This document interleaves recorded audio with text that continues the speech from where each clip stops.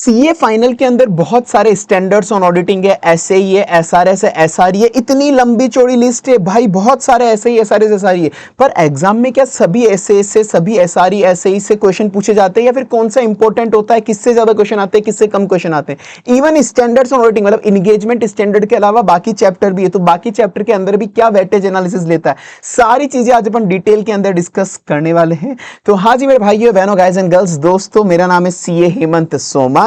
आज अपन डिस्कस करते हैं सर सीए फाइनल ऑडिट के अंदर एग्जैक्टली ये वाला वेटेज एनालिसिस आपको कोई भी नहीं देगा। जनरली लोग क्या देंगे आपको, चैप्टर वाइज दे देंगे या फिर टोटल स्टैंडर्ड्स ऑन ऑडिटिंग का मिला के दे देंगे। पर भाई standards on auditing, SI, SRS भी तो बहुत सारे हैं, सारे के सारे करना, माना कि सारे के सारे इंपॉर्टेंट है, पर अगर किसी के पास कम टाइम हो, वो सेलेक्टिव स्टडी करना चाहता है, तो उसको कौन से स्टैंडर्ड्स ऑन ऑडिटिंग पे फोकस करना चाहिए, पूरा पास्ट ईयर एग्जाम का अपन डिटेल एनालिसिस करेंगे। और साथ में इसके अलावा जो अदर ऑडिट भी है, प्रोफेशनल एथिक्स, ग्रुप ऑडिट वगैरह बाकी सब, उनका भी अपन वेटेज एनालिसिस देखेंगे कि उनसे भी कहां पे कितने कितने क्वेश्चन आते हैं। तो चलिए भाई बने शुरू करते हैं। और ये वाली पीडीएफ का बार बार क्वेश्चन आता है सर कहां मिलेगी, देखो ये पीडीएफ हमको फ्री में मिल जाएगी, पीडब्ल्यू ऐप पे मिल जाएगी, नीचे मैं लिंक दे दूंगा, पीडब्ल्यू ऐप पे मतलब आपको मिल जाएगी, या फिर आप टेलीग्राम चैनल से भी ले सकते हो। तो पीडब्ल्यू ऐप या टेलीग्राम चैनल जो भी आपको चाहिए, आप दोनों जगह से कहीं पे भी ले सकते हो। तो सर पास्ट एग्जाम का वेटेज एनालिसिस पहले आपको बताऊं, एसआई, एसआई, एसआरएस मतलब जितने भी एंगेजमेंट स्टैंडर्ड है ना उनका। तो ये देखो, ये मैंने प्रॉपर तरीके से आपके लिए एनालिसिस कर दिया। लास्ट 5 साल के जो भी आपके 5 साल के पेपर है उसका आपका एनालिसिस करा हुआ है, नवंबर 26, मई 25, सितंबर, जैन एंड मई 2026,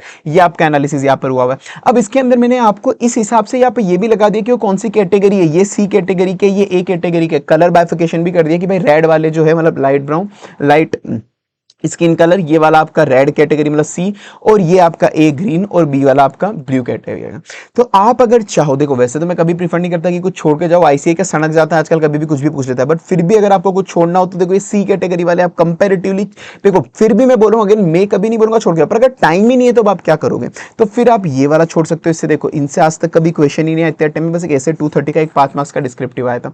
उसके बाद अगर आप ये देखोगे तो ये ए कैटेगरी का, ये ए कैटेगरी का, एसक्यूसी 1 एसए 220 का हर अटेम्प्ट में ऑलमोस्ट क्वेश्चन आ रहा है। मई 26 के अंदर कोई भी डिस्क्रिप्टिव नहीं आया था, बस मई 26 के अंदर एमसीक्यू आ गया था इसका 2 मार्क्स का, बाकी हर अटेम्प्ट के अंदर इसका क्वेश्चन आ रहा है। ए से 240 भी ऑलमोस्ट इस वक्त 2 मार्क्स का एमसीक्यू आया, यहाँ पे 5 मार्क्स, यहाँ पे 5 + 4 मार्क्स, तो मतलब मैंने 5 मार्क्स का एक डिस्क्रिप्टिव और 4 मार्क्स का एक ऑप्शनल आया था, तो मतलब ये भी एक इंपॉर्टेंट अच्छा खासा। फिर ऐसे 250, 260, 265 इसके अंदर भी ये इस तरह से है। तो ये मैंने प्रॉपर तरीके से कराया। ऐसे 299 देखोगे, ऐसे 299 का जनरली कभी क्वेश्चन नहीं आता, बस ये सितंबर 25 में एक 2 मार्क्स का एमसीक्यू है, बाकी कभी नहीं आता। तो इनको छोड़ के जाना चाहो तो ये छोड़ सकते हो आप, तो ये बहुत ज्यादा इंपॉर्टेंट है आपको चीजें।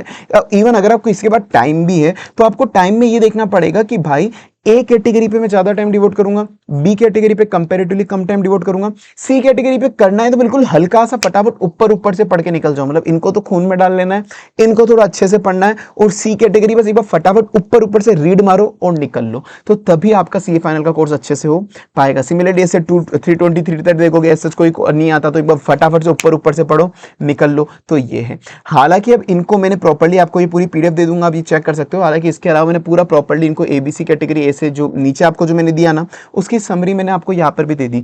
ये सारे standards on auditing A category के, ये सारे बी कैटेगरी के, ये सारे सी कैटेगरी के, जो मैंने नीचे पास्ट एग्जाम का वेटेज एनालिसिस निकाला है उसके हिसाब से अपन ने कैटेगरी डिसाइड करिए, और वही इसका डिटेल आपको नीचे मिल जाएगा।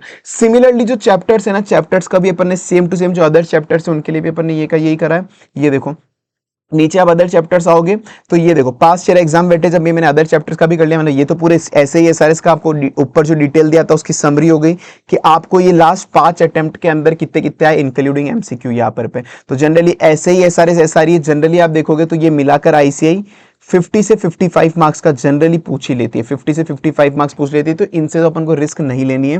एटलीस्ट जो ए और बी कैटेगरी वाले, ए और बी कैटेगरी वाले जो स्टैंडर्ड्स ऑन ऑडिटिंग वगैरह है उनको तो अच्छे से करके जाना, ठीक है। उसके बाद प्रोफेशनल एथिक्स का 2020 अगर आप देखोगे, प्रोफेशनल एथिक्स का 2020 से कितने क्वेश्चन आते हैं सर जनरली प्रोफेशनल एथिक्स से आप देखोगे तो 22 मार्क्स का ऑन एन एवरेज एक आ रहा है, 20 से 22 मार्क्स का on an average professional ethics के क्वेश्चन आ रहे हैं, इंक्लूडिंग एमसीक्यू। एमसीक्यू भी 2 मार्क्स के, कभी 4 मार्क्स के, कभी 6 मार्क्स के एमसीक्यू भी आपके आते जा रहे हैं। कारो 2020 से ऑन एन एवरेज 5 मार्क्स का क्वेश्चन आ रहा है। तो आप देखोगे जितने भी स्टैंडर्ड्स ऑन ऑडिटिंग है, प्रोफेशनल एथिक्स से कारो, अगर आप ये कर लो 50 मार्क्स ये हो गए, 20 मतलब 50 से 55 इसको मान लेते हैं, 20 इसको मान लेते हैं, 5 इसको मान लेते हैं, तो 50, 60, 70 लिए आप देखो लगभग 70 से 80 मार्क्स आपके यहीं पे कवर हो गए। 70 से 80 मार्क्स यहीं पे कवर हो रहे हैं अगर आप सारे एंगेजमेंट स्टैंडर्ड प्रोफेशनल एथिक्स कारो अगर आप अच्छे से करके जा रहे हो। उसके बाद बी कैटेगरी के अंदर मैंने दिया हुआ है यहाँ पे अब आपको बैंक ऑडिट एनबीएफसी का जो क्वेश्चन है, बैंक ऑडिट एनबीएफसी का भी लगभग 8 से 10 मार्क्स का एक क्वेश्चन आ ही जाता है, मतलब 5 से 10 मार्क्स के बीच में अपन मान के चलो। उसमें मैंने दिया हुआ है देखो 7 मार्क्स का टोटल है, उसमें से 2 मार्क्स के एमसीक्यू थे, 11 मार्क्स का टोटल है, उसमें 6 मार्क्स के एमसीक्यू थे। और इवन किस टॉपिक से रिलेटेड क्वेश्चन है मैंने वो भी यहाँ पे डाल दिया तो आपको ईजी रहे। यहाँ पर एनबीएफसी का प्रोडेंशियल नॉर्म आया था, यहाँ पे बैंक ऑडिट का जो इन्वेस्टमेंट का क्वेश्चन आया था, यहाँ पे बैंक ऑडिट का एक मिसलिनियस क्वेश्चन था, यहाँ पे एक एनबीएफसी टायर 1 का क्वेश्चन भी आया था और टायर 1 कैपिटल कैलकुलेट करने का, और बैंक जो एक्वायर करता है property in the claim settlement of claim उसका क्वेश्चन भी आया था। यहाँ पे एनबीएफसी का प्रोविजनिंग का क्वेश्चन आया था। डिजिटल ऑडिट वैसे देखो ये मैंने सी कैटेगरी में डाला हुआ है, रेड मार्क करा हुआ है। जनरली फिक्स है 5 मार्क्स का क्वेश्चन आएगा जनरली फिक्स है, स्टिल मैंने इसको आपको सी कैटेगरी में डाला। रीजन बिहाइंड इट भाई बहुत बड़ा चैप्टर हो जाता है, बच्चे इसको ध्यान से करके नहीं जा पाते, तो इसीलिए मैंने इसको एक बार फिर भी सी कैटेगरी में डाल दिया कि बड़ा चैप्टर है। अगर आप करना चाहो तो इसकी एक मैंने सेपरेट वीडियो रिलीज करी हुई है कि डिजिटल ऑडिट के अंदर भी, मतलब एक सेपरेट पीडीएफ रिलीज करी थी जस्ट पहले कि स्पेसिफिक डिजिटल ऑडिट में कौन कौन से इंपॉर्टेंट टॉपिक्स है, केवल वो टॉपिक करके चले जाओ, उसके अलावा और कुछ भी करने की जरूरत नहीं, केवल वो वाले टॉपिक करना, केवल 5-10 पेज के वो टॉपिक्स थे, ठीक है वो। तो बाकी मैंने यहाँ पे कहा एक साइबर इसका क्वेश्चन आया, कभी आरपी का है, रिमोट ऑडिट का है, मेटावर्स का है, वैल्यूएशन ऑफ कंट्रोल का है, ये आपको पता रहेगा।